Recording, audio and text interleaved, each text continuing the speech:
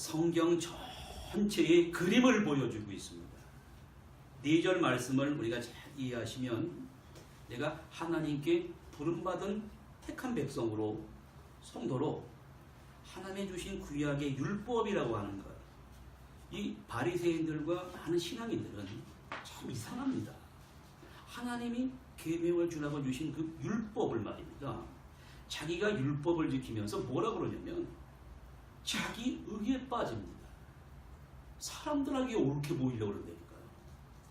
하나님에게 옳게 보이고 하나님만 영광 돌리는 사람이 되는데 자기 기만에 빠져버립니다. 참 알 수가 없는, 우리도 예외가 없습니다.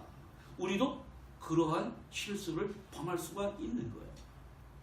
그래서 오늘 예수님은 이 율법과 복음이라는 것을 왜 주셨고, 이 관계는 무언가, 복음이라는 것과 율법을 주신 것은 다른 것이 아닌 것이 연결되어 있는 것입니다.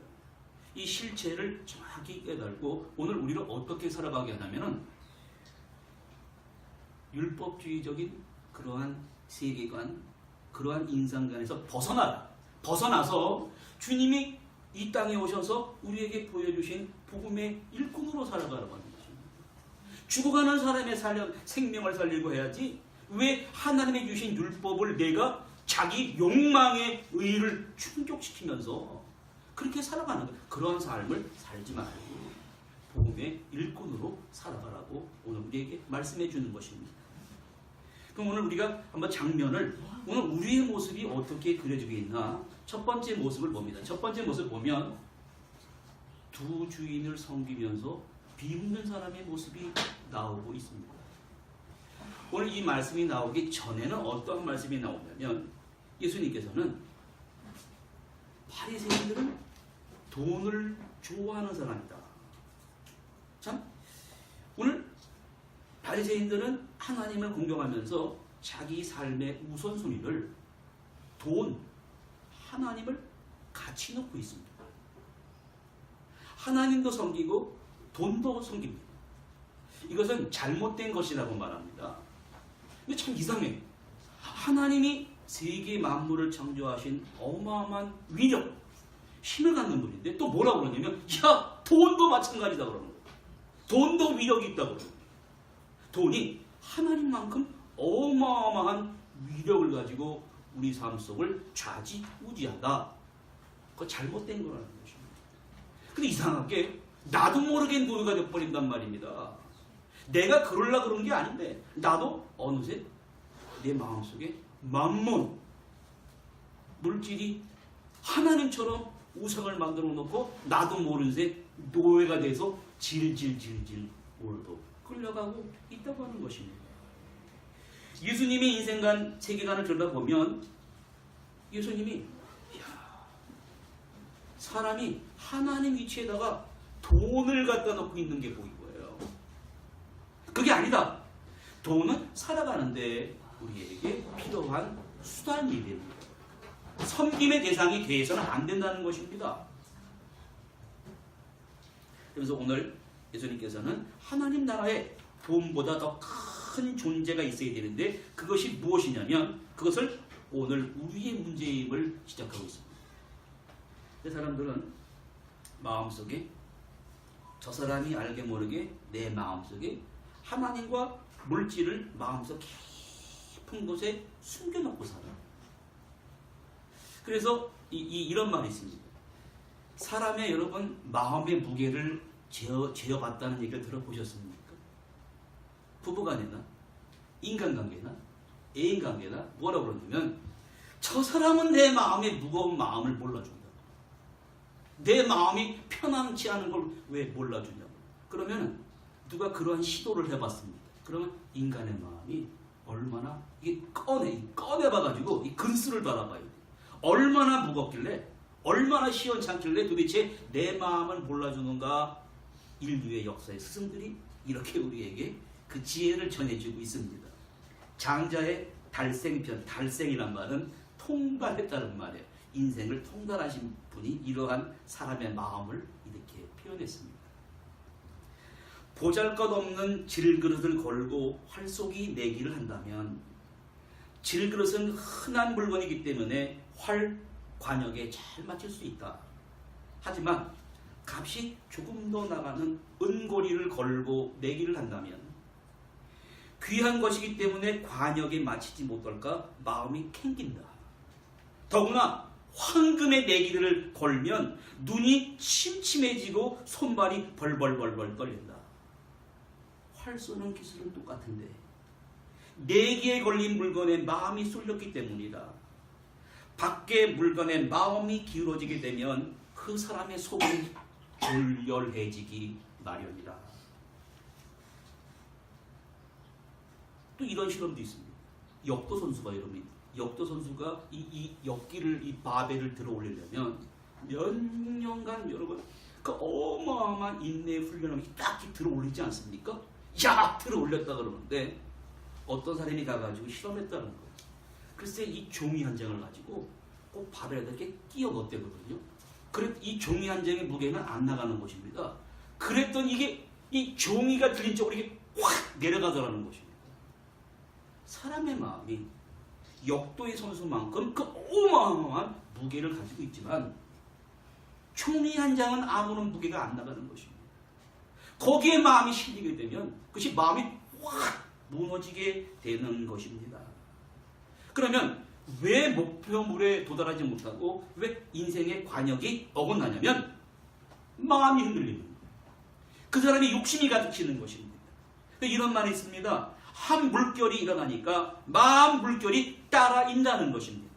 내 안에 적은 풍파가 무언가 붙들고 있는 것이 이 욕심이 정욕이 사나워지면 인생의 풍랑이 말입니다. 걷잡을 수 없는 풍랑이 막 일게 된다고 하는 것입니다. 오늘 주님은 여러분과 저에게 그 당시 바리새인들에게 이렇게 말씀하시는 것입니다.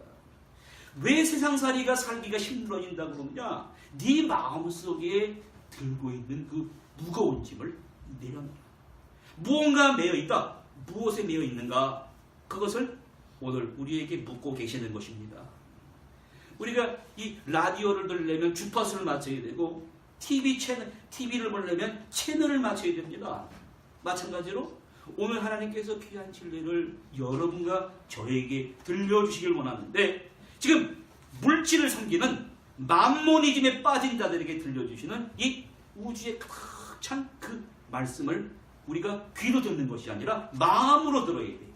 마음속 깊은 곳에 여러분 하나님의 말씀을 이 경청하는 시간 되시기를 간절히 바랍니다. 아멘. 바리새인은 14절에 돈에 붙들려 있다 그럽니다. 예수님은 생활 속에서 어떻게 말씀하시냐면 돈은 있어도 되고 없어도 되고 돈을 귀하게 여기지 않았습니다. 이런 말이 나옵니다. 예수님 사람들이 우리 보고 성전 세금 내라고 그럽니다.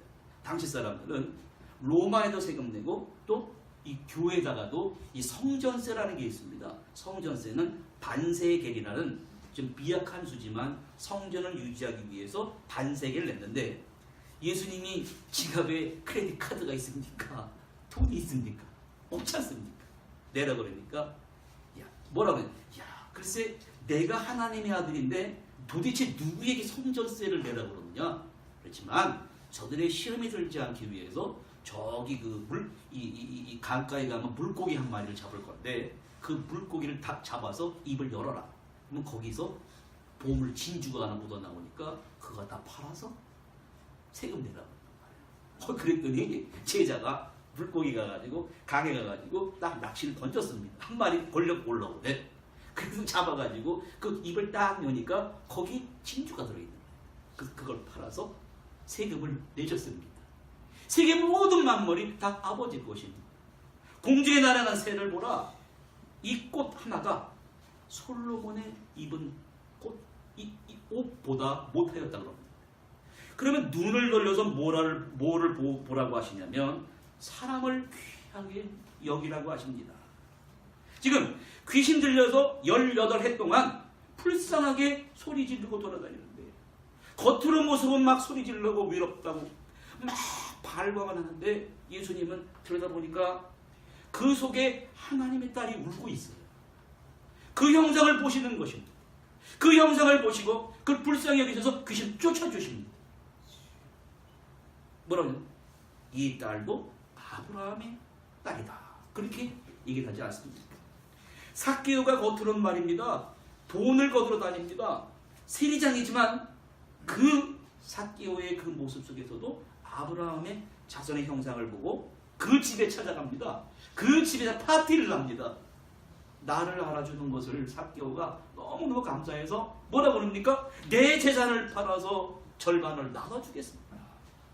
구원이 이 집에 이르렀다.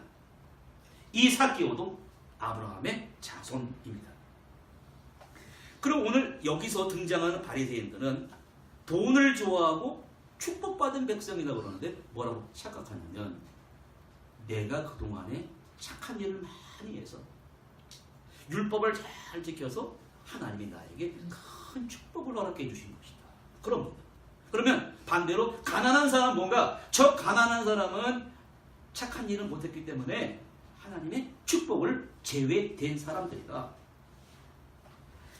또 이 사람들은 사회적 특권을 이용해서 재산을 당시에 축척까지 하는 일을 했습니다. 하나님을 섬기되 위선의 탈을 쓴 거예요. 사람 오늘 말씀이 너희는 사람 앞에서 스스로 옳다 하는 자들. 여러분이 옳다는 말은 하나님 앞에서 우리가 의로워지는 것을 얘기해 주는 겁니다. 내가 의로울 수가 없는 거예요. 하나님의 의가 십자가를 통해 나타났는데 사람들에게 옳게 보이려고 자기 기만입니다. 한 사역자가 이런 글을 썼다고 합니다. 사람은 세상에 태어나서 돈은 필요한 것이다. 돈 없는 사회는 필요치 않다. 돈 많이 가진 자를 존경해야 된다. 돈 벌기 위해 얼마나 수고를 했는가. 열심히 일한 결과다. 돈 많은 사람들을 존경할 수 있어야 된다. 또 사회는 돈 없는 사람을 멸시한다. 한편 부자를 향해 돌을 들고 저 사람들은 노동자들의 피를 빨아 착취하고 부동산 투기를 해서 부자가 되었다고 공격하고 그러한 사회와 가정은 망해야 된다 라고 하면서 오늘도 부자에 도달하려고 서로 땀 흘려 수고를 합니다. 여러분 멀리 갈 거 없고 간혹 장관이나 국무총리나 공정거래위원장을 딱 청문회 세웁니다. 뭐라고 잣대를 들게 되냐면 도덕적인 잣대와 윤리적인 잣대를 딱 돈입니다. 당신 돈 갖고 자녀 교육 어떻게 시켰어? 이렇게 물어봅니다. 아 그랬더니 위장전이래요. 아 땅 샀다 그럽니다. 재산이 갑자기 불어났는데 왜 불어났는가 묻습니다. 당신이 그러한 정신으로 그러한 자세로 국민의 지도자 될 수 없습니다. 탁 쳐버리지 않습니까? 자 그러면 성경은 자칭 나는 율법의 수호자입니다. 하나님의 축복으로 이 선행으로 말미암아 그 보상으로 축복을 받았습니다. 이런 사람들이 탁 지동 것입니다. 지동을 탁 거셔서 상상도 할 수 없는 비약된 놀라운 말씀으로 이들의 이해를 깨닫게 하고 잘못을 깨닫게 하십니다.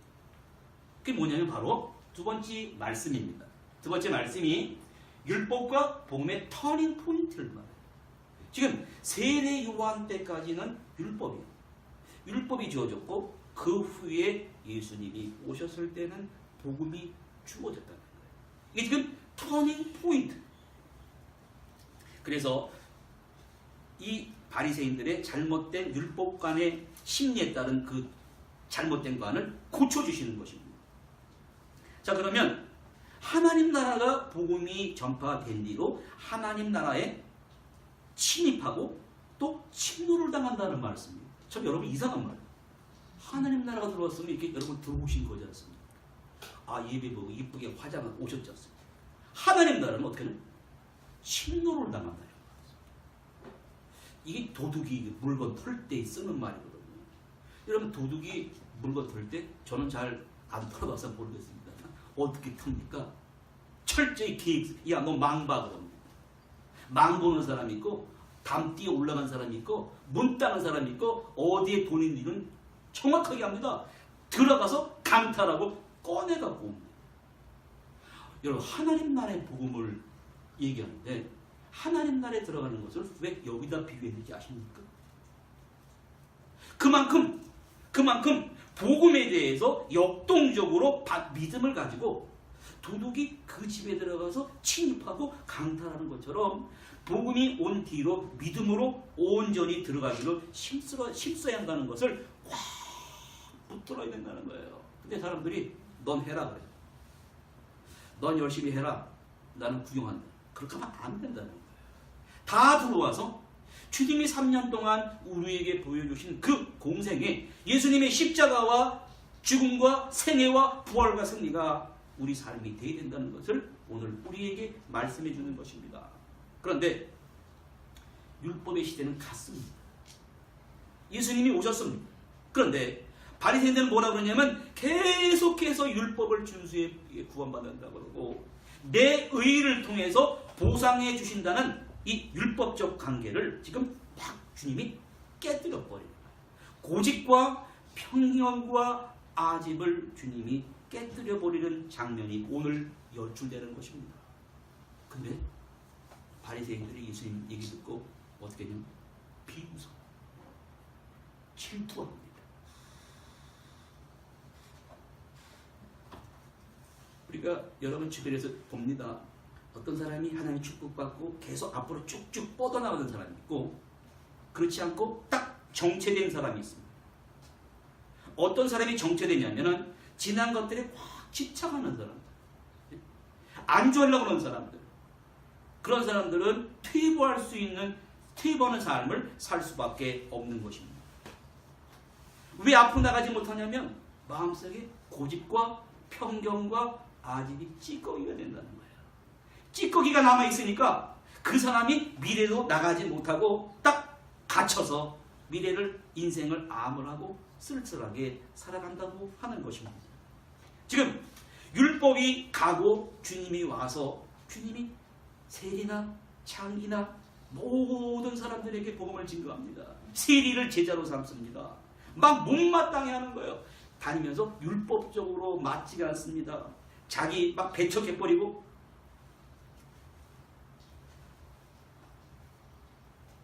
사람들이 자기 일을 하다가 일이 잘 될 땐 괜찮은데 생각대로 안 되면 자기가 잘못된 방향으로 가는지 안 가는지를 판단해야 되는데 어떻게 하냐면 자기 몸을 다고칩니다. 마차를 타고 가 있는데 내 일이 왜 안 되나 그러고 그 원인을 생각해야 되는데 그 마차를 끌고 가는 그 말이나 짐승을 갖고 채찍을 가지고 말입니다. 막 다고칩니다. 왜 안 되냐? 어리석음에서 벗어나려면 고집과 편견에서 벗어나려면 그 걸음을 멈추고 좀 그늘에 앉아서 생각해 봐야 돼요. 걸음을 멈춰야 풍경이 보이고 그늘에 누워야 하늘이 보이고 안 보던 광경을 내가 접하게 되게 됩니다. 그러다 보면 내가 나아갈 방향이 눈에 보이게 됩니다. 그랜드 캐년에 워낙 크니까 이 쉐도나라는 관광 명소가 있는데 이 쉐도나라고 하는 관광 명소는 그 호텔 값도 엄청 비싸다고 그럽니다. 그게 왜 유명해지냐면 지구상에 이 땅속에서 또 쫙 자기장, 전기 자기장이 쫙 뿜어갖고 올라온답니다. 20개가 올라오는데 4분의 1이 다 거기 몰려있다고 그럽니다. 신비로운 곳이라고 그럽니다. 전기 자기장이 쫙 뿜어 올라오면서 진짜로 육신에 지친 사람들이 거기 가지 않습니까? 정신이 이렇게 맑아지. 그래서 옛날에 인디안들은 막 말을 타고 막 달리다가 이 사람들은 자기가 달려가다 막 힘들고 그러면 그 지역에 오면 쉬었다 간다고 합니다. 그러면 그 사람들의 표현에 의하면 전기 자기장이 올라와서 나의 마음과 육신을 맑게 해주는 건데 내 영혼이 내가 앞서서 가다 보니까 저 뒤에 떨어져 있어가지고 영혼이 나에게 쫓아와서 나에게 다시 붙는다. 그렇게 얘기를 했다고 합니다. 여러분 참 의미 있는 얘기지 않습니까? 우리가 분주히 쫓아갑니다. 그런데 우리의 몸이 너무 빨리 달리면 영혼이 마음이 쫓아오질 못한다. 몸과 영혼이 떨어져 나간 몸은 아무리 빨리 달린다 해도 헛개비에 불과합니다. 영혼이 없는 질주는 없는 영혼을 쫓아다니는 것처럼 허망한 결과만 낳게 된다는 거예요. 그래서 그 T.S. 영국의 시인 엘리엇은 바이란 시에서 오늘 이 시대를 살아가는 우리에게 이렇게 묻고 있습니다.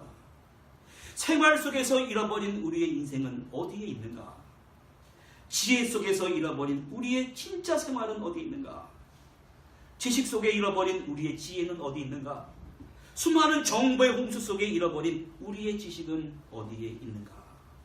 많은 사람들이 정보하면서 정보의 홍수에서 참된 지식을 잃어버리고 인스턴트 식품이 넘쳐나는 이 지혜 속에서 생활을 잃어버리고 생활 속에서 인생을 잃어버리고 살아가고 있습니다. 인생을 잃어버렸으니까 현대인들은 영혼을 잃어버린 몸으로 강시처럼 꼭두가시처럼 움직이고 있습니다. 영혼이 없는 삶에 안식이 있을 리가 만무합니다. 예수님은 오늘 그러한 우리들에게 잃어버린 우리 마음, 잃어버린 소중한 영혼을 찾아주시기를 원하는 줄 믿으시기 바랍니다. 잠시 인디안들도 멈추고 야 내가 빨리 다니다 보니까 내 영혼이 쫓아와서 기다린다. 기다릴 줄 아는데 우리가 기다려야 되는 거예요. 무작정 앞만 바라보지 말고 딱 기다려서 주님이 들려주는 음성을 들어봐야 됩니다. 지금은 율법의 시대는 끝났지만 하나님의 복음이 전파됐다. 지금 사람들이 그 길로 침입하는 그때 이건 뭐냐면은 정신없이 달리는 사람 속에서 내가 지금 어디에 와 있나. 하나님이 주신 소중한 삶입니다. 정해진 삶입니다. 내가 정신없이 달리는 사람 속에서 내가 지금 어디까지 와 있나. 나를 찾아야 인생을 살 수가 있습니다. 바쁜 걸음에서 잠시 내려놓고 내가 지금 어디에 있나를 살펴보라는 말씀을 해주고 있습니다.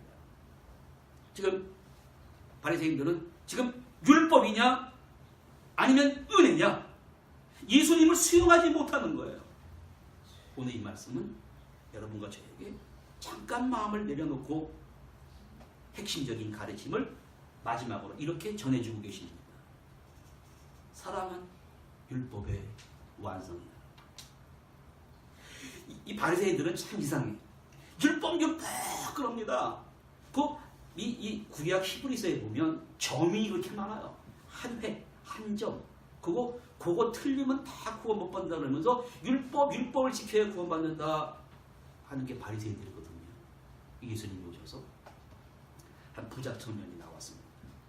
부자 청년이 뭘 물어보냐면 어떻게 하여야 영생을 얻을 수 있습니까? 내가 구원받고 싶다는 거예요. 율법을 다 지켰으니까. 예수님 뭐라고 그러냐면 그래 성경에 뭐라고 써있느냐. 율법을 지키라고 그랬습니다.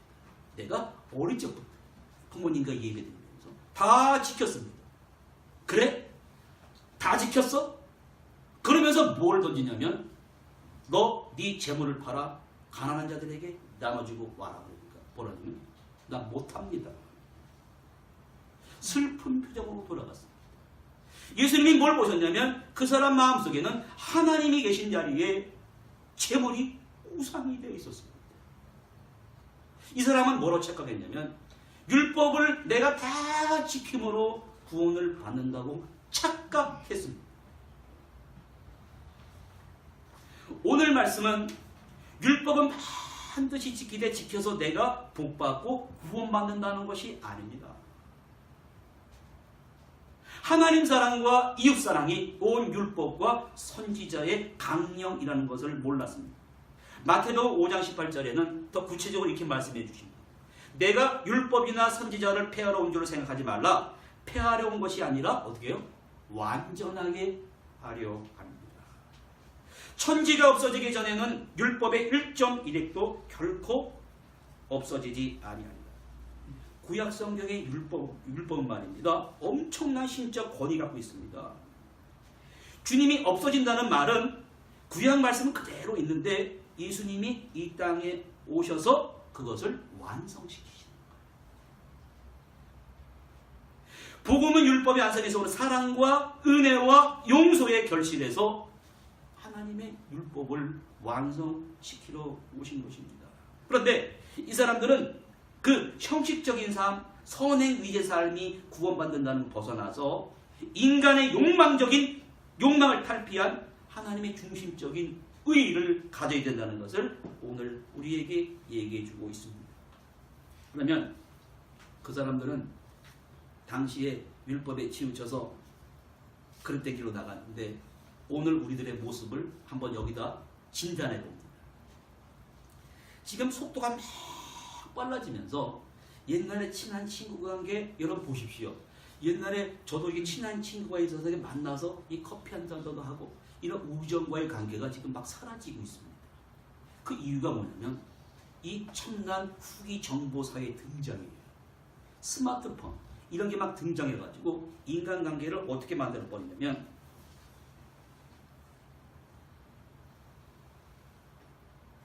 SNS라는 걸 통해서 소셜 네트워크 시스템을 통해서 친구를 만듭니다. 심심하면 사진 찍어가지고 동영상 올립니다. 그럼 상대방이 야 좋습니다 박수 친단 말이야.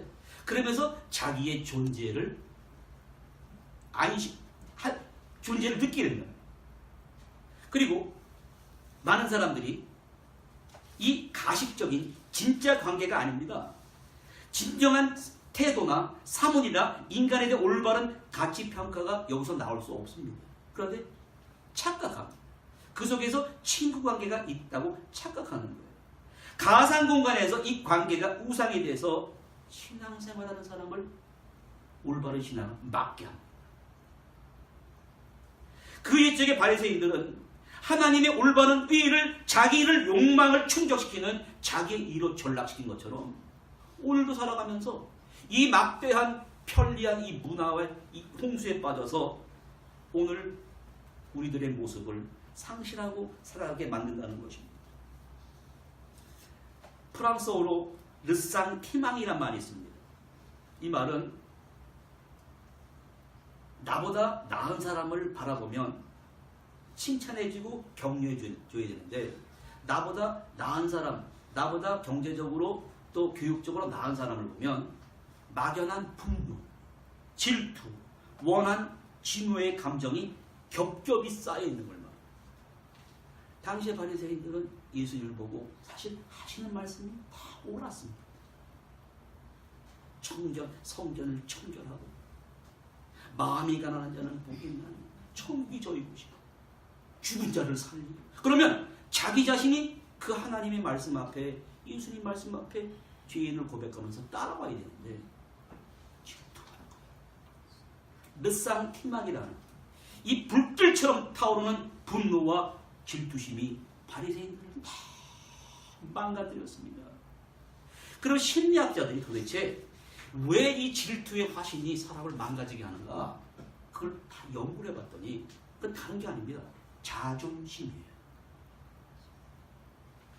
자존심이 인간 마음속에 깊숙이 도사리고 있다가 세상이 나를 알아주지 않는다. 막 반감이 나오게 봐요.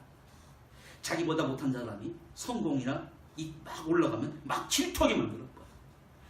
르상티망의 불길에 희생된 전형적인 바리새인들이 오늘 우리도 마찬가지입니다. 오늘 우리의 모습이에요. 이런 사람이 말입니다. 바리새인들처럼 분노와 질투에 휘둘리게 되면 좋은 점도 왜곡해서 받아들여요. 좋은 얘기를 들어도 아니라는 거예요. 긍정적인 것에도 눈을 감아버려요. 그러다 보면 결국 내가 가는 곳은 정처 없는 구렁텅이와 같은 그런 나락에 떨어지게 만드는 거죠. 자신의 내면에 숨겨진 어리석은 욕망이 그럴듯한 얘기에 스스로 눈멀게 합니다. 귀를 멀게 합니다. 자기 자신을 병들게 하는 이 르상티망이라는 싹을 어떻게 잘라버려야 되는가? 그걸 오늘 예수님이 우리에게 들려주고 있습니다. 그러한 기술은 없는 것이 있다는 거예요. 사랑은 율법의 완성이라는 것입니다. 함께 나누는 것입니다. 내가 애지중지하는 것, 기쁨을 같이 나누어야 된다는 거예요. 삭개오는 자기 재산 죽으면 갖고 갈 게 아니니까 살아있는 동안에 절반을 나눠서 가난한 사람과 같이 나눴습니다. 그랬더니 가난한 사람이 기뻐하는 것입니다. 즐거워하는 것입니다. 이웃이 슬퍼하고 있습니다. 슬퍼하는 가정을 찾아갔습니다. 장례식장을 찾아갔습니다. 찾아가니까 그 유족들이 너무 고마워하는 거예요. 왜? 내 슬픔에 동참해 줄까? 네? 슬픔에 동참해 주고 기쁨은 내 기쁨을 같이 나누는 것. 그런데 이것을 들려줘도 듣지를 못해요. 보여줘도 바리새인 듣지 못합니다. 이 인간성을 상실해버린 이 시대, 오늘도 마찬가지입니다. 그러한 인간들을 향해서 독일의 라이너 마리아 릴케라는 사람이 우리의 그 어리석은 모습을 이렇게 시로 노래했습니다.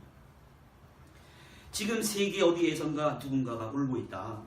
까닭없이 울고 있는 그는 나를 보고 울고 있다. 지금 밤에 어디에서인가 누군가 웃고 있다. 까닭없이 웃고 있는 그는 나를 보고 웃고 있다. 지금 세상에 어디에선가 누군가가 걷고 있다. 지금 정처 없이 걷고 있는 그 사람은 나를 향해 오고 있다. 지금 세상에 어디에선가 누군가가 죽고 있다. 지금 까닭없이 죽고 있는 그 사람은 나를 쳐다보고 있다. 이 얘기는 무슨 말이냐면 지금 이 순간 행복하게 웃고 있는 것은 이 세상 어디에선가 어떤 사람이 까닭없이 울고 있는 사람의 눈물 때문이라는 것입니다. 우리들이 건강한 것은 한편에서 어떤 사람이 까닭없이 병을 앓고 있는 환자들 덕분이라는 것입니다. 우리가 배불리 먹을 수 있다는 것은 어디선가 까닭없이 굶주리는 사람들의 희생이 있기 때문이라는 것입니다. 어디선가 울부짖고 있는 사람이 있고 줄이고 목마른 사람이 있고 아픈 사람이 있고 가난한 사람의 고통을 잊어서는 안 된다는 것입니다. 주님은 오셔서 스스로 그것을 몸소 보여주셨습니다. 그런데 누군가 나를 위해 웃고 있고 울고 있는데 내 귀에는 들리질 않아요. 그걸 성경은 뭐라고 그러냐면 화인 맞은 사람이다. 우리는 여기서 탈피해야 됩니다. 주님 말씀과 생각을 나를 연결시켜주는 그 도화선 같은 그 이야기를 들어야 되는데 지금 바리새인들은 들리지 않아요. 근데 여러분 당시에 누구의 그 소리가 들렸냐면 죄인들, 세리들, 창기들에게 전달됩니다. 누가복음 15장 1절에 모든 세리와 죄인들이 말씀을 들으려고 가까이 주님께 나오니 바리새인들의 소리가 그냥 쑥은 거예요. 이 사람들이 죄인을 영접하고 음식을 같이 먹는다. 그렇게 하고 따라다니는 거예요. 하나님 나라는 더 이상 인간의 욕망이 지배하는 곳이 아닙니다.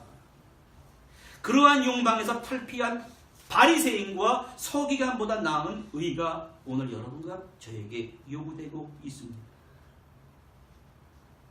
사도행전에 보면 놀라운 오늘이 성령 강림주일입니다. 저도 참 이해가 되지 않는 장면이 뭐냐면 12사도들이 십자가 지기 전에는 다 겁쟁이였습니다. 인간이 아니었습니다. 비겁한 사람이었습니다. 배신자들이었습니다. 아주 이 바리새인 같은 사람, 근데 그런 사람들이 예수님의 십자가를 목격하고 십자가 지신 뒤에도 도망가 숨었습니다.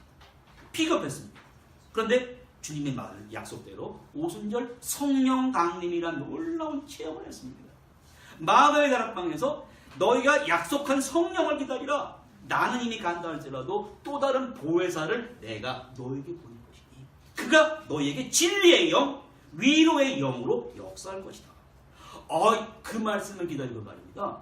오순절 날 성령 강림을 기다렸습니다. 그랬더니 말입니다. 약속하신 대로 성령이 내려오면서 그 사람의 머리 위에 그냥 불같은 혀가 막 임하면서 사람들이 막 방언을 하고 막 서로 말을 하는데 다른 나라 말 알아듣기도 하고 막 울면서 회개하는 역사가 벌어졌거든요. 그 다음에 사람이 달라졌다는 말입니다. 이 사람들이 예수님이 십자가를 증거하면 죽는 겁니다. 예수님이 십자가 진짜 또 도망갔거든요. 그 다음에 바리새인과 가이사 이 로마의 타겟은 제자들이 제자들 다 잡아 죽여요. 이 사람들이 말입니다. 사람들 딱 서서 뭐라 그래요? 너희들이 죽은 그 예수를 하나님이 살리셨느니라 이렇게 막 다는 거예요. 죽음이 두렵지 않습니다. 죽음을 두려워하는 사람이 되지 않았습니다. 죽음을 두려워하지 않으니까 어떻게 되냐? 세상이 그걸 두려워하는 거예요. 여러분 이게 우리의 모습이 되어야 된다는 거죠. 사람 자체가 바뀌어버렸습니다. 그전엔 그냥 무서웠습니다. 그전엔 비겁했다니까요. 그러나 그 성령의 사건 뒤에는 사람이 달라지게 된 거예요. 여러분, 죽음을 맞이하는 사람의 모습이 다 다릅니다. 조금 더 살아야 되겠다고 말해요. 내가 왜 죽냐고 그런 사람이 있습니다. 그러나 큰 뜻을 품은 사람들은 죽음 앞에서 담대해집니다. 삶의 의미가 클수록 죽음은 가벼워집니다. 깨달은 사람들은 곡하는 게 아니라 노래를 부릅니다. 오늘 주님은 내가 율법의 완성을 이루기 위하여 왔노라. 사람은 율법의 완성이라고 이야기합니다. 오늘 본문은 여러분과 저에게 묻습니다. 마지막을 어떻게 장식할 것인가? 바리새인들처럼 자기 기만에 빠져서 곡하고 울 것인가? 아니면 그 사랑은 율법의 완성이란 말을 내 삶 속에 새겨놓고 곡하고 우는 것이 아니라 슬픈 것이 아니라 춤을 추는 거예요. 마지막은 그래, 예수님은 십자가에 못 박혔으니 나를 거꾸로 못 박아라. 춤을 추는 것입니다. 춤을 추면서 죽음을 넘어가는 사람이 됐다는 것입니다. 여러분, 오늘 한 분 한 분을 이 주일날 어디 놀러가지 왜 불렀겠습니까? 이러한 사람이 되라는 것입니다. 이러한 그리스도인이 되라는 것입니다. 이런 그리스도인이 될 때 내 가정이 변하고 사회가 변하고 오늘 청문회에 앉혀놓고 사람들을 다 칩니다. 이러한 사람이것때만 그럴 때 여기에 교육받은 우리의 자녀가 있습니다. 사랑은 율법의 완성이라는 이 놀라운 진리의 말씀을 통해 우리 자녀들이 자라나서 이 나라의 지도자가 되고 이 나라의 정치와 사회와 경제와 교육 문화를 다스려야 그 나라가 바로 하나님의 나라가 될 수 있는 줄 믿으시기 바랍니다. 네. 오늘 이 말씀 속에서 여러분, 사도 바울은 이렇게 말합니다. 그렇게 율법을 따지니까 사도 바울이 로마서 13장에서 이렇게 우리에게 요약해 줍니다. 피차 사랑의 빛 외에는 아무에게도 아무 빛도 지지 말라. 남을 사랑하는 자는 율법을 다 이루었느니라. 우리는 빛이 없어야 됩니다. 그러나 하나의 빛은 있습니다. 감당할 수 없는 놀라운 구원의 그 용서해 주는 빛을 받았거든요. 이 빛은 평생 지고 내가 그 빛을 받았으니 그 빛을 남에게 같이 나도 용서해 주는 사람이에요. 13장 9절에는 가늠하지 말라, 살인하지 말라, 도둑질하지 말라, 탐내지 말라 한 것과 그 외에 다른 계명이 있을지라도 내 이웃을 내 자신과 같이 사랑하라. 사랑을 하신 그 말씀 가운데 다 들어있느니라. 사랑은 이웃에게 악을 행하지 아니하나니 그러므로 사랑은 율법의 완성입니다. 마지막으로 주님이 하신 말씀이 있습니다. 사람의 친구를 위하여 목숨을 버리면 이보다 큰 사랑이 없나니 너희는 내가 명하는 대로 행하면 곧 나의 친구라. 이 귀한 말씀을 우리 가정과 우리 삶 속에 실천시키셔서 이번에 마지막을 12사도단과 같이 춤을 추면서 부활의 생명에 동참하는 사람으로 즐겁게 찬양하시면서 마지막 하나님 품 안에 안겼을 때 잘하여도다 충성된 동아 네가 적은 일에 참여하였음에 더 많은 것으로 너에게 맡기리니 주인의 즐거움에 참여할지어다. 이런 축복받는 성도님들 되시기를 주님의 이름으로 간절히 축원드립니다. 하나님 감사합니다.